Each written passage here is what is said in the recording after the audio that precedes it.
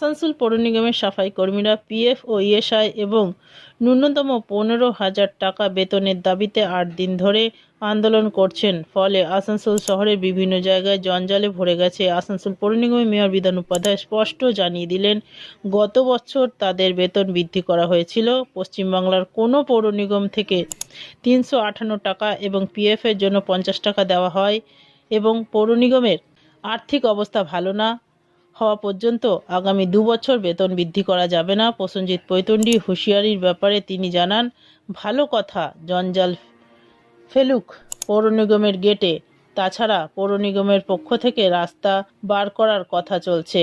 Green Asansol, clean Asansol.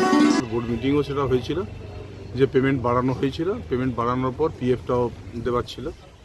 তো আমাদের already পেমেন্টটা তো দেওয়া হয় 10 টাকা করে, যেটা বাড়ানো হয়েছিল 358 টাকা 57 টাকা ওটা দেওয়া হয়, এবং 50 টাকা যেটা পিএফের ছিল সেই পিএফেরটাও অলরেডি আমাদের হয়ে গেছে, সবারই রিফ্লেক্টও প্রায় হয়ে গেছে। আমরা অলরেডি সেগুলো বড়োতে পাঠিয়ে দিচ্ছি, পিএফটাও হয়ে গেছে। তো এবারে আর ছিল আমাদের যে এখন 2 বছর কোনো পেমেন্ট বাড়ানো যাবে না, যতদিন না আমাদের কর্পোরেশনের ফাইন্যান্সিয়াল কন্ডিশন ঠিক থাকে, বা 2 বছর কোনো বসা যাবে না।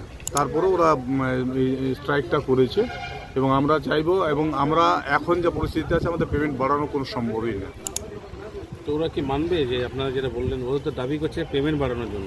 না মানলে আমাদের কিছু করার নেই, কারণ আমরা যেটা পারবো না করতে সেটা তো আমরা মাথায় চাপ নিতে পারি না। আর কোনো পশ্চিমবঙ্গের কোনো কর্পোরেশনের নেই যেখানে 358 টাকা পেমেন্ট এবং 50 টাকা পিএফ, মানে 407 টাকা পেমেন্ট দেওয়া হচ্ছে। আপনি যে পরিষ্কারভাবে বলছেন যে আমরা টাকা বাড়াতে পারবো না, ওরা বলছে 15,000 টাকা, কাজ করবে না, তাহলে এই জঞ্জাল পরিষ্কারের কি অন্য কোনো উপায় দেখেছেন? যদি কাজ না করে, ব্যবস্থা চলছে, নিশ্চিতভাবে হবে, কারণ আমরাও চাইবো, কাউকে হাঁটাতে চাইছি না, তাই এখনো আমরা সিদ্ধান্ত নিইনি পুরোপুরি, কিন্তু আমরা প্রসেসে রয়েছি।